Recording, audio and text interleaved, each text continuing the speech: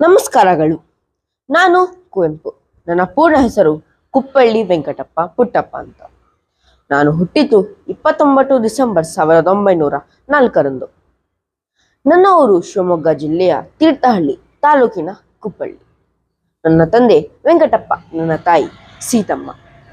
ನನ್ನ ಪ್ರಾಥಮಿಕ ಶಿಕ್ಷಣ ಕುಪ್ಪಳ್ಳಿನಲ್ಲೇ ನಡೆಯಿತು. ನನ್ನ ಮಾಧ್ಯಮಿಕ ಶಿಕ್ಷಣ ತೀರ್ಥಹಳ್ಳಿನಲ್ಲೇ ನಡೆಯಿತು. ನಂತರ ಇದೇ ಮೈಸೂರಿನ ವೆಸ್ಲಿನ್ ಮಿಷನ್ ಹೈಸ್ಕೂಲಿನಲ್ಲಿ ನಾನು ನನ್ನ ಪ್ರೌಢಶಾಲೆಯನ್ನು ಮುಗಿಸಿದೆ. ಮಹಾರಾಜ ಕಾಲೇಜಿನಲ್ಲಿ ನಾನು BA ಮತ್ತು MA ಪದವಿ ಮುಗಿಸಿದೆ. ನಂತರ ಅದೇ ಕಾಲೇಜಿನ ನಾನು ಪ್ರಾಧ್ಯಾಪಕನಾಗಿ, ಪ್ರಾಂಶುಪಾಲನಾಗಿ ಮತ್ತು ಮೈಸೂರು ವಿಶ್ವವಿದ್ಯಾನಿಲಯದ ಉಪಕುಲಪತಿಗಳಾಗಿ ಸೇವೆ ಸಲ್ಲಿಸಿ 1960ರಲ್ಲಿ ನಾನು ನಿವೃತ್ತನಾದೆ. ನಾನು ನವಿಲು, ಅನಿಕೇತನ, ಅರಳು, ಪಾಂಚಜನ್ಯ, ಪ್ರೇಮ ಕಾಶ್ಮೀರ ಮುಂತಾದ ಕವನ ಸಂಘಗಳನ್ನು ನಾನು ರಚಿಸಿದ್ದೇನೆ. ಯಮ್ಮನ ಸೋಲು, ಜಲಗಾರ, ಬೆರಳಿಗೆ ಕೊರಳು ಮುಂತಾದ ನಾಟಕಗಳನ್ನು ನಾನು ಬರೆದಿದ್ದೇನೆ.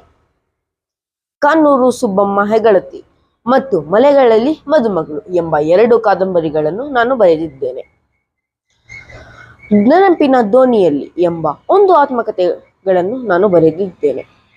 ಅದರಲ್ಲೇ ಶ್ರೀರಾಮಾಯಣ ದರ್ಶನಂ ಎಂಬ 1 ಮಹಾಕಾವ್ಯ ಬರೆದಿದ್ದೇನೆ.